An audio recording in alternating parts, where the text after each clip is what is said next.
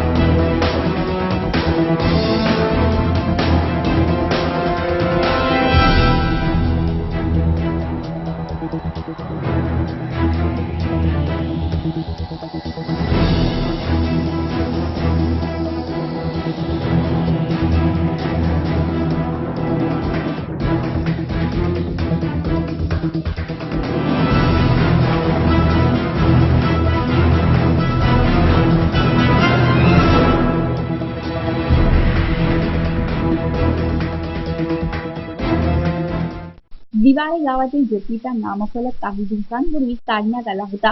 हा फलक अनधिकृत असल्यामुळे काढल्याचा खुलासा मेरीटाईम बोर्डाने केला होता।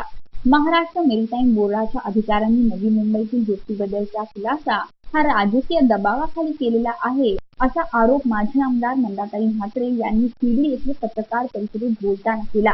या पत्रकार परिषदेत माजी नगरसेवक निलेश म्हात्रे, शिवसेनेचे माजी नगरसेवक अभिमन्यू कोळी उपस्थित होते। दिवाळे जेट्टीचे उद्घाटन वर्षभरापूर्वी करण्यात आले होते, त्यावेळी स्थानिक मच्छीमार संघटनांच्या सदस्यांनी पुढाकार घेऊन माजी आमदार मंदा म्हात्रे यांचा नामफलक लावला होता। मात्र 30 मे 2014 मेरीटाईम बोर्डाच्या अधिकाऱ्यांनी हा फलक काढला होता।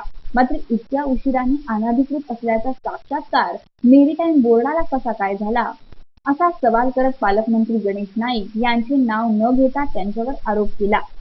मेरीटाईम बोर्डाने केलेला खुलासा चुकीचा आहे। दिवाळे गावातील जेट्टीबरोबरच दिवागाव, सारसोळे, करावे, वाशीगाव, मिनी सिशोर, वाशी येथे जेट्टी, मासळी सुकवण्याचा चौथरा, जाळी विणण्याकरिता शेड, जोड रस्ता ही कामे गेल्या 10 वर्षापासून करत असल्याची माहिती मंदा म्हात्रे यांनी दिली। नवी मुंबईतील मच्छीमार बांधवांना भेडसावणाऱ्या समस्या व त्यांना सुविधा देण्यासाठी एकाही नेत्याने आजवर काम केले नाही, असे असताना न केलेल्या कामाचे श्रेय लागण्याचे काम नेहमीच पालकमंत्री करत असल्याचा आरोप त्यांनी लगावला। पक्षाने गेल्या 10 ते 15 वर्ष माझ्यावर अन्याय केला। या पक्षासाठी मी सतत काम करत राहिले। मी पक्षाची संस्थापक आहे।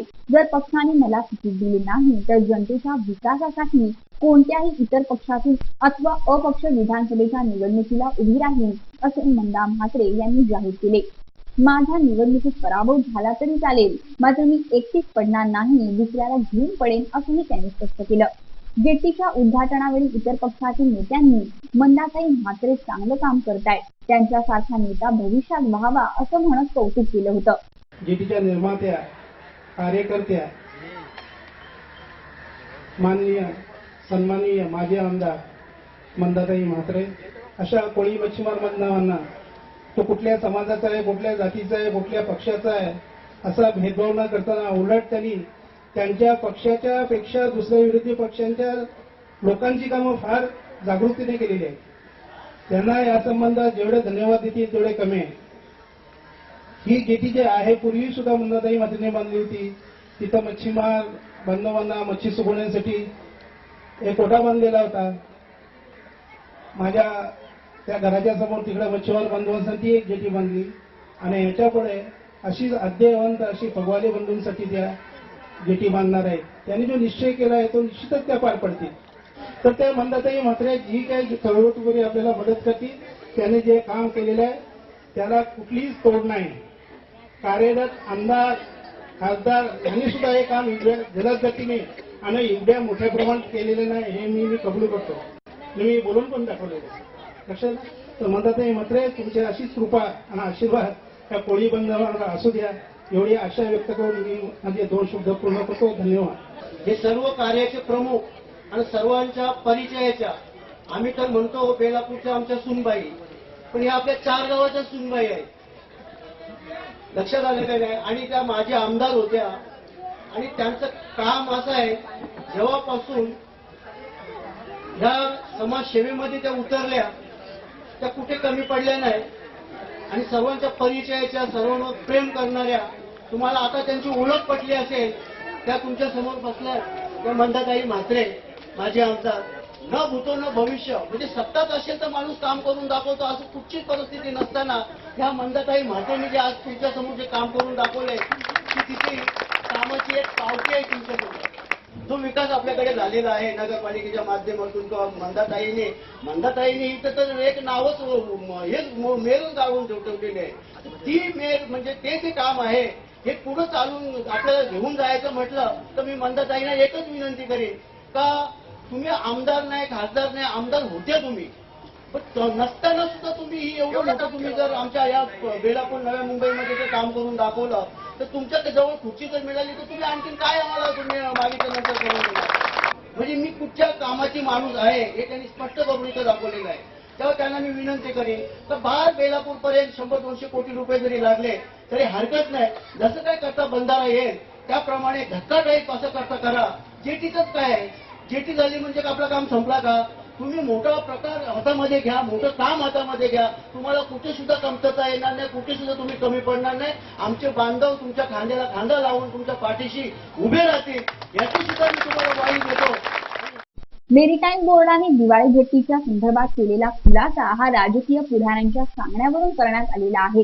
त्यामुळे जनतेची बोर्डाने नामफलकाच्या बाबतीत दिशाभूल केली आहे असे त्यांनी स्पष्ट केले. या पत्रकार परिषदेत माजी नगरसेवक अभिमन्यू कोळी यांनी जेट्टीच्या कामाबद्दल मंदा म्हात्रे यांचं कौतुक केलं.